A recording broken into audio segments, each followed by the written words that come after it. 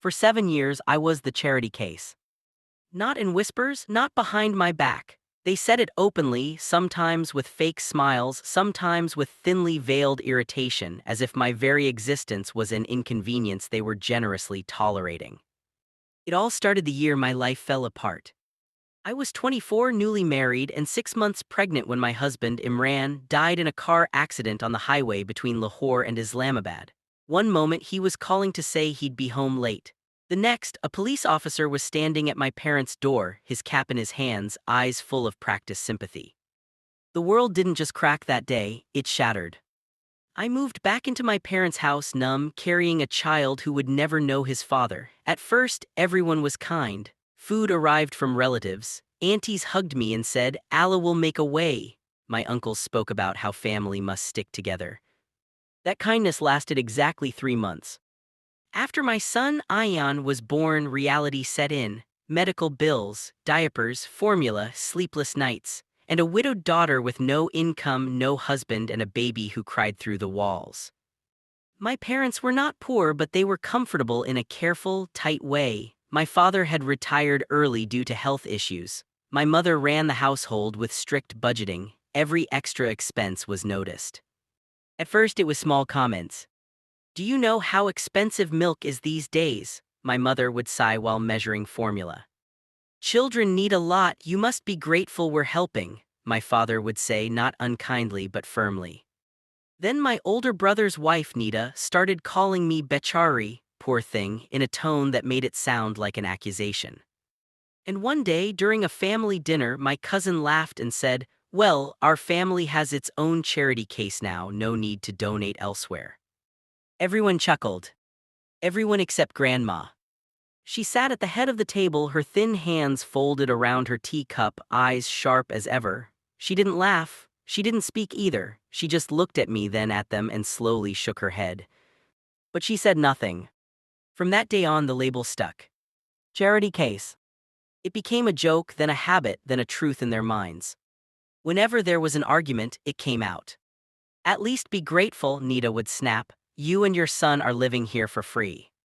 When my brother complained about expenses, he'd mutter, "One income, two extra mouths. What can we do? She's family and a charity case." Even my parents, in moments of frustration, would sigh and say, "We're doing our best. You know our situation. We're not a charity organization." I started working part-time online doing translations and content writing. The money was small, but it helped. Still, in their eyes, it was never enough. Any request for a new school bag, for a doctor visit, for a bit of privacy felt like I was begging. Only one person never treated me like that. Grandma. She lived in a small portion of the house, a world of her own filled with prayer mats, old photographs, and the smell of rose oil. She had been a school teacher once, strong-willed, sharp-tongued, and deeply fair. She watched everything. When others called me a burden, she'd say quietly, "A burden is something useless. A human being is never useless." When I cried in her room late at night, she'd hold my hand and whisper, "Patience, Biddy. Allah sees what people forget." Sometimes she'd slip money into my bag when no one was looking.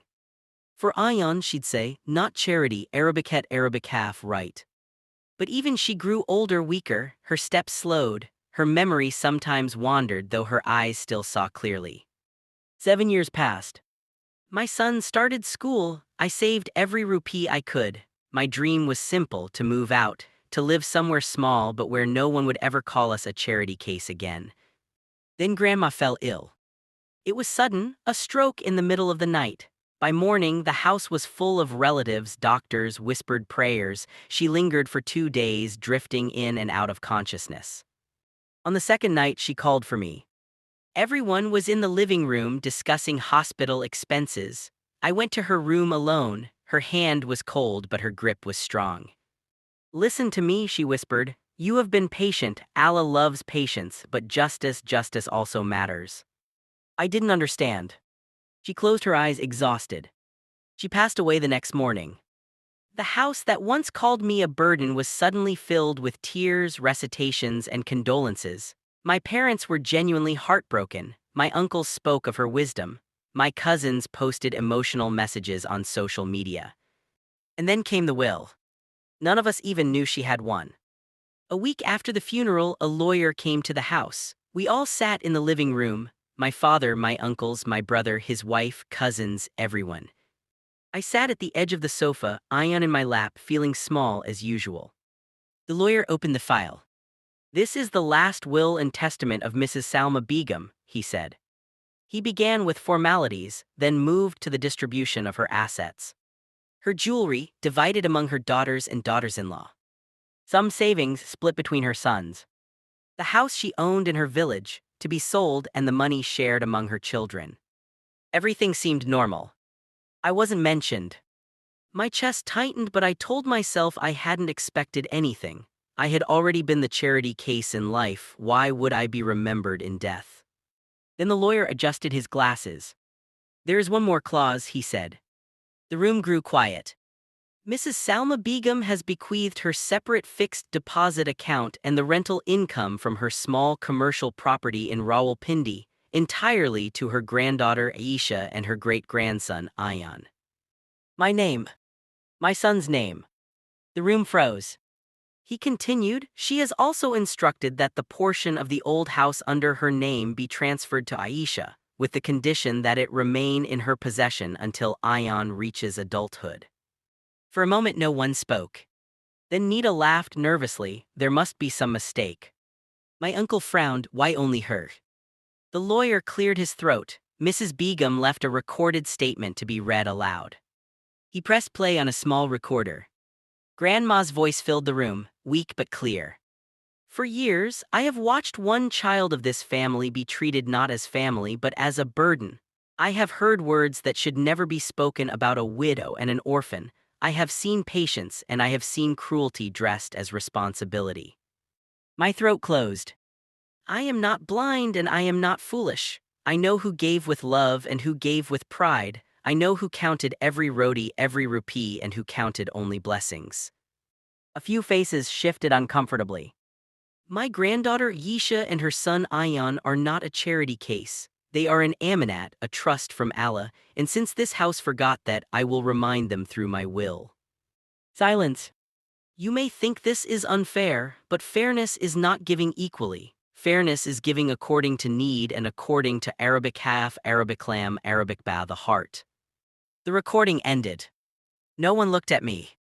My mother stared at the floor, my brother's jaw was tight, Nita's face was pale, my uncles exchanged glances, calculating, uncomfortable. For the first time in 7 years, the room felt like it had shifted in my direction. The lawyer finished the formalities, left documents to be signed, and took his leave. The moment the door closed, the air changed. "This is unexpected," my father said slowly. My uncle cleared his throat. Mother must have been emotional.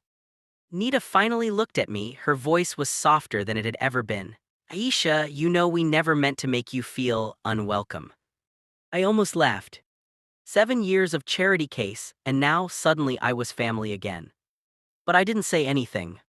I just held my son who was playing with a toy car, unaware that his life had just changed. In the weeks that followed, the treatment changed completely. The same people who had sighed at my expenses now asked, "Do you need anything?" The same sister-in-law who counted every grocery item now offered, "We can help you set up your own place." My parents were kinder too, but there was a weight in their kindness, regret mixed with pride wounded. One evening, my mother came to my room.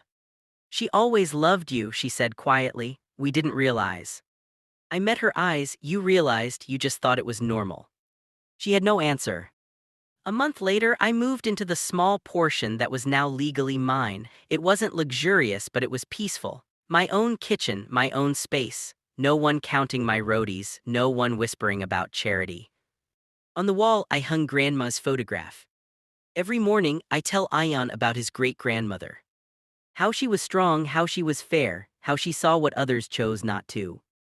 And sometimes, when I think about those 7 years, the label, the quiet humiliation, the way I learned to make myself small, I realize something. Grandma's real inheritance wasn't the money. It was dignity.